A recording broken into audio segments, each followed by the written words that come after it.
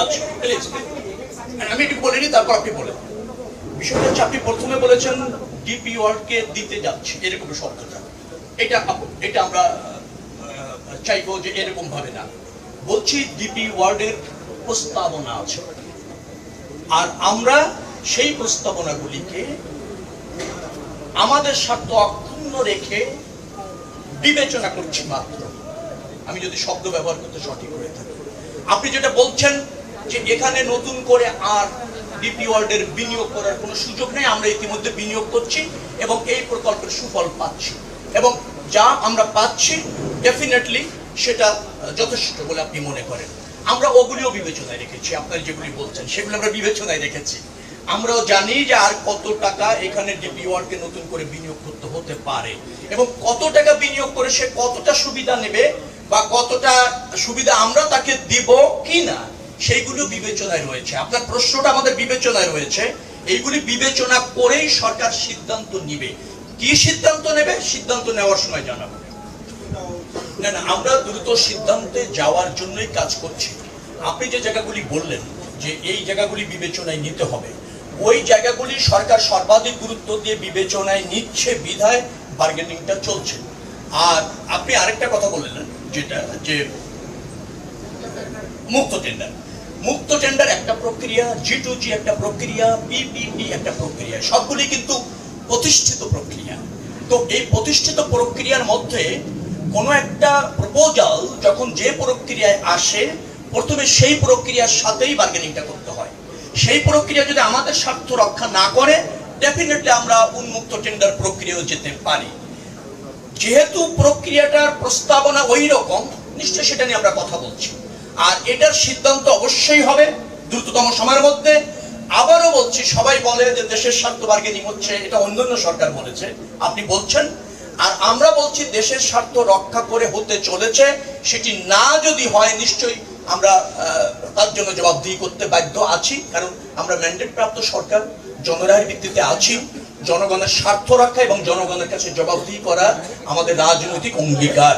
Definitely বর্তমান সরকার সেইগুলি বিবেচনা করেই দ্রুততম সময়ের মধ্যে নিয়ম বহির্ভূত কোনো যদি এরকম জায়গা বরাদ্দ দিয়ে থাকে, আমি জানি না, আমার কাছে এই ধরনের অভিযোগ নেই। ডেফিনেটলি নিয়ম বহির্ভূত খালি জায়গা বরাদ্দ কোনো কাজই হবে না, হওয়া উচিত না। কিন্তু কোথায় নিয়ম বহির্ভূত হয়েছে সেটা শোনা একরকম, বিশ্লেষণটা একরকম। আমরা মনে একটু বিশ্লেষণ করে দেখি।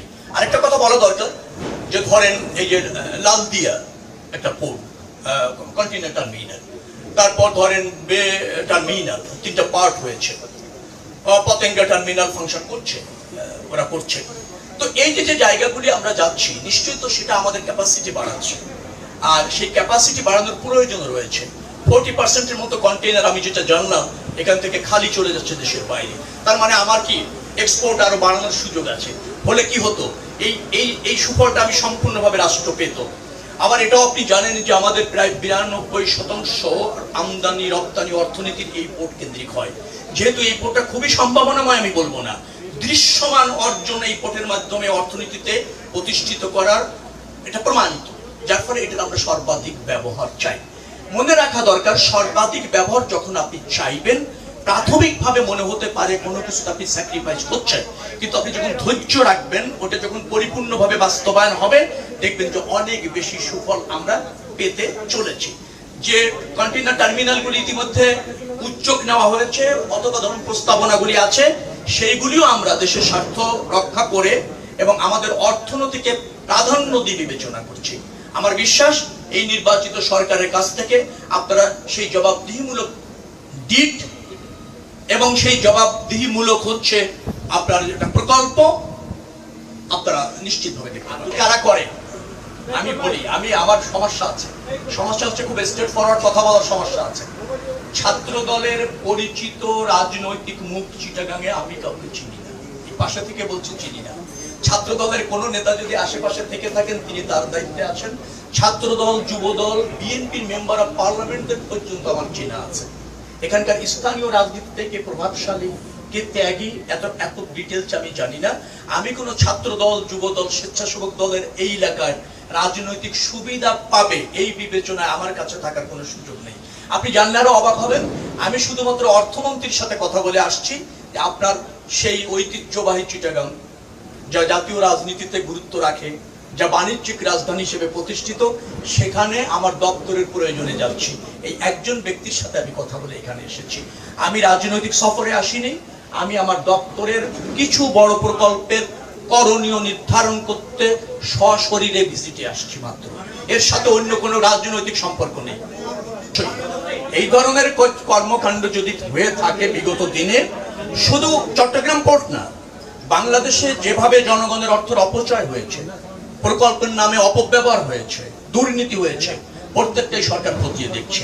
আর আমার মন্ত্রণালয়ের অধীনে যে সমস্ত অনিয়ম আপনারা অভিযোগ করে বললেন, আবার কিছু অভিযোগ ইতিমধ্যে মন্ত্রণালয় সউদ্যোগে বিবেচনা করছে, তদন্ত করছে, তার তদন্ত অব্যাহত থাকবে, প্রকাশ করা হবে এবং আইনি ব্যবস্থা গ্রহণ করা। তো কেমন কি আমার অনুরোধ রয়েছে, জ্বালানি মন্ত্রণালয়কে আমরা ডিমান্ড দিয়েছি।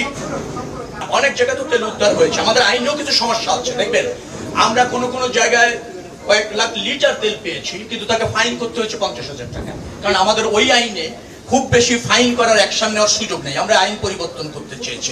আরেকটা কথা আমি আপনাকে বলি, আমি বলছি তেলের যে ডিমান্ড আছে সেই অনুপাতে আমাদের মজুদ এবং সরবরাহটা আছে, কিন্তু যেভাবে কৃত্রিম একটা ডিমান্ড তৈরি হয়েছে সেই অনুপাতে সরবরাহটা নিশ্চিত করা যাচ্ছে না। কারণ হঠাৎ করে আমাদের ডিমান্ডটা এভাবে দেখানো হচ্ছে বা প্রয়োজন হচ্ছে, পিছনে কি আছে সেটা তো আমরা অনেকেই জানি। তো হঠাৎ করে ডিমান্ড এভাবে বেড়ে যাওয়ার কোনো কারণ আমরা দেখি না।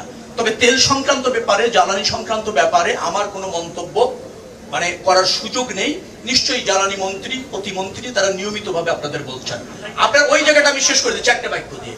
এই যে লাইটার জাহাজে বহির্নোঙরে পণ্য খালাস হচ্ছে, মনিটরিং হচ্ছে না, এই জন্যই তো আমরা এতগুলি যে টার্মিনাল করতে চাচ্ছি। কেন? কন্টেইনার টার্মিনাল, যেখানে দেখবেন যে এই ফ্যাসিলিটিস গুলি হলে বড় বড় জাহাজ এখানে চলে আসতে পারবে। আপনি বে টার্মিনাল 1, 2, 3 দেখছিলাম, সেখানে কিন্তু মাদার ভেসেল অনেকে চলে আসতে পারবে। এই ধরনের কিন্তু সুযোগ আছে, যার জন্য আমরা বহির্নোঙরে এত জাহাজ না রেখে একেবারে কাছাকাছি নিয়ে আসার চেষ্টা করছি। এই সমস্ত ডেভেলপমেন্টগুলি যদি পোর্টে হয়, বিশেষ করি, তাহলে দেখবেন যে বহির্নোঙরে জাহাজ কমছে, জাহাজগুলি এখানে চলে আসছে। এই যে লাইটার জাহাজ যেগুলো আপনি অনিয়ন্ত্রিত ভাবে অনেক সময় থাকে, তাদেরও ফাংশন দেখবেন যে কমতে থাকবে। অল্প খরচে, অল্প ব্যয়ে আমরা কন্টেইনার তখন আপনার হ্যান্ডেলিং করতে পারবো, অথবা করতে পারবো। আবার আসবে তো